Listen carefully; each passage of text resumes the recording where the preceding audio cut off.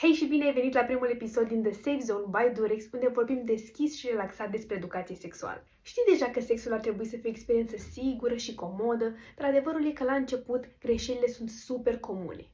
Iar asta e perfect normal. Astăzi vreau să-ți povestesc despre câteva dintre cele mai frecvente do's and don'ts, adică ce ar fi bine să faci și ce ar fi mai bine să eviți în viața ta intimă. Să începem întâi cu ce ar fi bine să nu faci în materie de sex. În primul rând, nu vă comparați experiențele sexuale cu ce vedeți în online sau în filme, iar asta mai ales dacă urmează să aveți un contact sexual pentru prima dată. Da, corpurile noastre au reacții diferite, arată diferit, deci este normal ca ele să și funcționeze diferit. Fiecare persoană are preferințe diverse, un ritm propriu, așa că dacă ajungi să te compari, îți va face mai mult rău pentru că îți setezi așteptări total nerealiste. O altă greșeală super comună, să fii neglijent cu protecția. Să folosești prezervativul nu te apără doar de o sarcină, ci și de multiplele boli cu transmitere sexuală. Nu aveți idee câte fete și băieți ajung la spital și cred că anumite anticoncepționale sau dispozitive te apără și de bolile cu transmitere sexuală, când de fapt ele te pot apăra doar de o sarcină. Prezervativul este cel care te apără de amândouă și este baza unui sex responsabil. Alt lucru extrem de important, nu